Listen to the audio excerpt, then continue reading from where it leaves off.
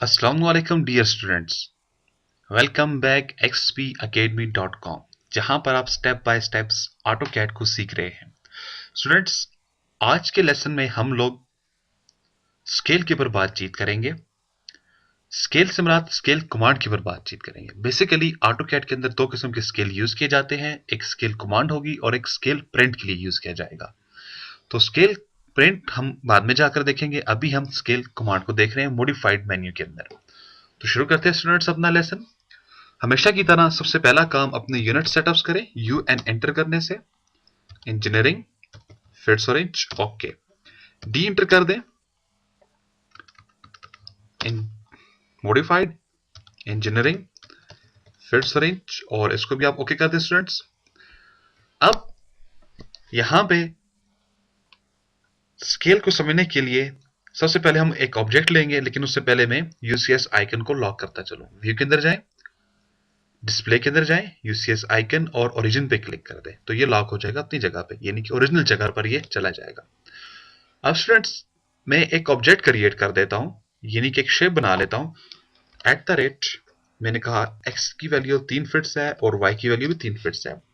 तो scale use कब किया जाता है स्टूडेंट्स? जब आप कोई शेप बना लेते हो, कोई अपना डिजाइन बना लेते हो, लेकिन बाद में आपको पता चलता है इसकी वैल्यू आप गलत दे चुके हो।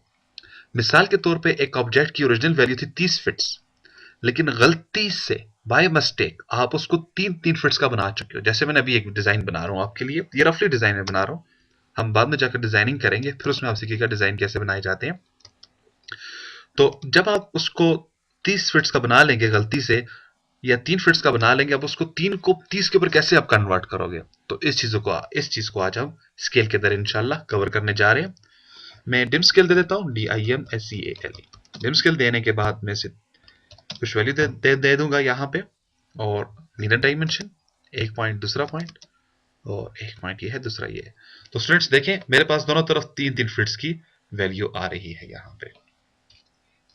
अब मैं क्या करूंगा स्टूडेंट्स, मेरे पास ये जो शेप है, मुझे ये 30 फिट्स की चाहिए थी, गलती से मैं 3 फिट्स की बना चुका हूं। सबसे पहले आप कॉपी उठा लें इसकी, आपको इफेक्ट मालूम हो जब आपने इसको चेंज किया इसमें क्या इफेक्ट आया। तो मैंने इसको क्लिक कर दिया, मेरे पास एक शेप ड्रॉ हो गया। अब आप स्टूडेंट्स स्केल के अंदर चले जाएं, SC कीबोर्ड से शॉर्टकट है इसकी, अगर आप शॉर्टकट लगाना चाहते हैं तो SC एंटर कर देंगे। मैंने यहां पे इसको सिलेक्शन दे दें, राइट क्लिक करें, तो देखें स्टूडेंट्स यहां पे भी स्केल की ऑप्शन मौजूद है आपके पास, लेकिन मैं इस मरतबा जस्ट मॉडिफाइड मेन्यू में क्लिक करने से जाऊंगा। टूल बार के अंदर मैंने क्लिक किया और ये मेरे पास स्केल की ऑप्शन आ चुकी है। तो मैं अपने ऑब्जेक्ट को सिलेक्ट कर देता हूं और एंटर कर दिया स्टूडेंट्स। अब ये मुझसे बेस पॉइंट मांग रहे हैं। जैसा कि आपको मालूम है, मॉडिफाइड टूल बार हर जगह पर बेस पॉइंट आपसे रिक्वायरमेंट कर रही है, तो आप कहीं भी से एक बेस पॉइंट दे दें, उस बेस पॉइंट की बिना पे ये आपके पास शेप को बढ़ाकर लेकर जाएगा आगे। अगर आप इसे base point student left side दे दोगे तो फिर ये राइट हैंड की तरफ निकलेगा। अगर आप इसको राइट दे देते हो तो ये लेफ्ट हैंड निकलेगा। अगर आप स्टूडेंट्स टॉप पे जाके इसको आप लेफ्ट दोगे तो ये टॉप से नीचे की तरफ निकलेगा शेप। अगर आप इस तरफ आएंगे तो ये शेप इस तरफ निकलेगी। अगर आप मिडिल पे जाएंगे तो ये शेप चारों तरफ निकल कर आपके पास आ जाएगी। तो मैं इसे ये वाला पॉइंट देता हूं स्टूडेंट्स। जैसे मैंने इसको ये पॉइंट से देखें तो ये क्या हुआ, लेफ्ट हैंड साइड की तरफ निकल रही है शेप। बहरहाल नीचे निकले, नीचे की तरफ चलते हैं, कहते हैं स्केल फैक्टर बताएं क्या है। अब स्केल फैक्टर क्या चीज है स्टूडेंट्स? अब देखिए मेरे पास वैल्यू 3 है, अगर यहां पर मैं इसे 2 दे दूं तो क्या होगा, 3 + 2 कितना होता है, 5। मैं इसे एंटर कर देता हूं। लेकिन स्टूडेंट्स आप देखें इसने क्या किया, ना तो इसने 3 फिट्स और 2 इन शो किया, ना तो इसने 3 + 2 शो किया, ना तो 3 + इसने 2 को शो किया। इसने स्टूडेंट्स बेसिकली क्या किया, ये मल्टीप्लाई करता है। स्केल फैक्टर जो होगा हमेशा वो आपका मल्टीप्लाई करेगा। अब अगेन आप स्केल के अंदर जाए, सिलेक्शन, एंटर दें, इसे एक पॉइंट दे दें, बेस पॉइंट। मैंने इसको ये दे दिया। अब देखिए स्टूडेंट्स आपके पास 6 है, तो 6 से मैं 18 पे जाना चाह रहा हूं, तो आप क्या करोगे, जस्ट 3 एंटर करो, 3। जैसे मैंने इसको 3 एंटर किया तो देखिए स्टूडेंट्स 6 को जब आप 3 टाइम मल्टीप्लाई करेंगे आपके पास सेम टू सेम ये वैल्यू आ जाएगी। लेकिन स्टूडेंट्स हमें जो चीज चाहिए वो है 30 का एंगल। अब प्रॉब्लम यह है, क्या 18 में 30 आएगा? अगर 18 को 2 के साथ में मल्टीप्लाई कर दूं तो मेरे पास क्या आएगा, 36 आ जाएगा। लेकिन तो मुझे तो 30 की वैल्यू चाहिए। अब वो मैं कैसे लूंगा? आप स्केल के अंदर जाएं, सिलेक्ट ऑब्जेक्ट, इंटर, कोई भी एक बेस पॉइंट जो आप देना चाह रहे हो। इसके बाद स्टूडेंट्स आप क्या यूज करोगे? रेफरेंस। जब आप अपने कीबोर्ड से रेफरेंस का यूज करोगे तो ये आपके मुकम्मल कंट्रोल में आ जाएगा, बिल्कुल जैसे आपने रोटेट के अंदर यूज किया था। तो इसके लिए मैं आर एंटर कर दूंगा कीबोर्ड से। जैसे मैंने आर एंटर किया, कह रहे रेफरेंस बताओ कितना है लेंथ का। तो आप स्टूडेंट्स बता दें जो मौजूदा लेंथ है आपके पास। मैं इसको कहता हूं मेरे पास है 18 फीट्स। एंटर करें।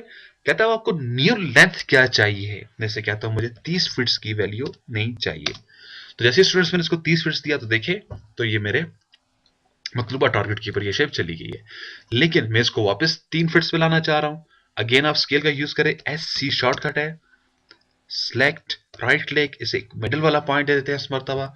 मैंने और एंटर किया, मैं इसे कहता हूं इसकी वैल्यू थी 30 फीट्स, अब मुझे ये चाहिए लेफ्ट से 15 फीट्स।